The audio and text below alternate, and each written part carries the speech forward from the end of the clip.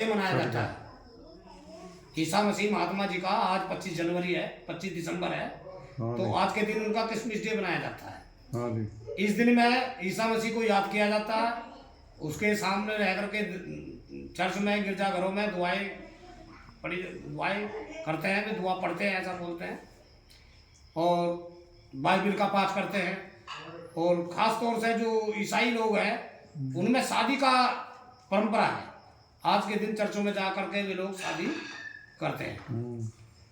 तो ईसा मसीह महात्मा जी का जो वर्णन है क्या है कि ईसा मसीह महात्मा जी थे, एक वेरेंडी नाम के ऋषि थे। तो ईसा मसीह ऋषि जो थे, जब तप करने के लिए चले तो जंगल में इनको वेरेंडी नाम के ऋषि मिले, उनसे इन्होंने गुरु दीक्षा ली। वो आयुर्वेद का बहुत बड़े ज्ञाता थे वेरेंडी ऋषि।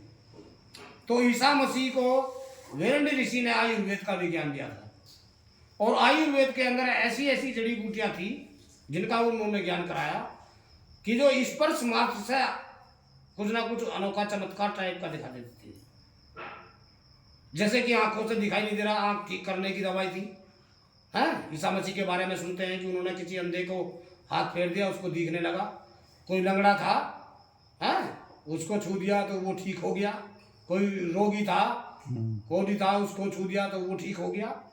तो ईसा मसीह को खुद जो उसकी मानने वाले लोग उसको भगवान मानने लगे। आज उसको भगवान मानते हैं आज के समय में।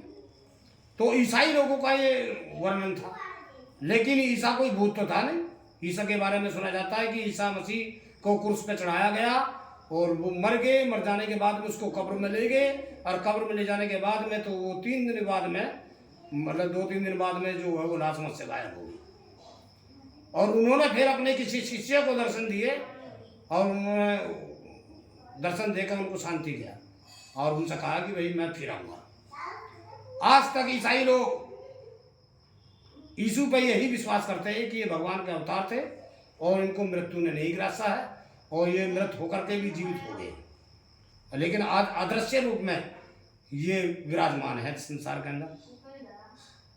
तो ऐसा ईसा मसीह लोग मानते हैं।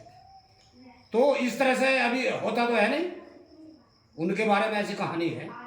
अभी अभी की बात चली हुई है, एक आगरे में एक कोई लड़का है मुसलमान का, और वो दवाई लगाता, जिसको गंजा है, बाल नहीं आते हैं, उसको सफा हो गया है, तो उसको जो दवाई लगाता है वो जल्दी बाल आ जाते हैं उसको।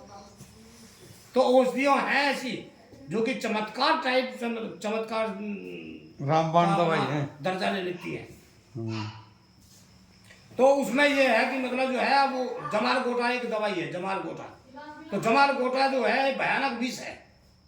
यदि उसका पान कर ले मनुष्य तो उसको उल्टी दस्त लग जाएगी और उसकी मौत भी हो सकती है। मौत भी हो सकती है। तो जमाल गोटा को लेकर के 10वां हिस्सा, एक हिस्सा जमाल गोटा और 10 हिस्से नारियल का तेल फिक्स मात्रा में होना चाहिए, ठीक मात्रा में।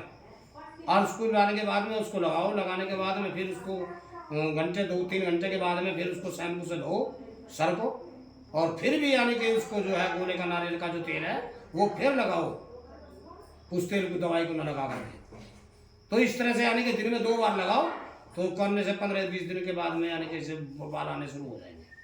लेकिन उसका खतरा यही है, यदि सही अनुपात में दवाई नहीं बनी तो उसके शरीर में एलर्जी हो जाएगी, लेने के देने पड़ जाएंगे। तो हर आदमी तो यूज नहीं कर सकता उसको। आज दुनिया के अंदर बाल बढ़ाने का, बाल रखाने का बड़ा शौक चला हुआ है, रंगीन करवा लें, बड़े बड़े रखें, तरह तरह से कट करवावे, कटिंग करवाते हैं, ऐसा बना रखा है। तो इस तरह से यानी कि परंपरा रूढ़ी भी जन्मी हुई है हमारे देश।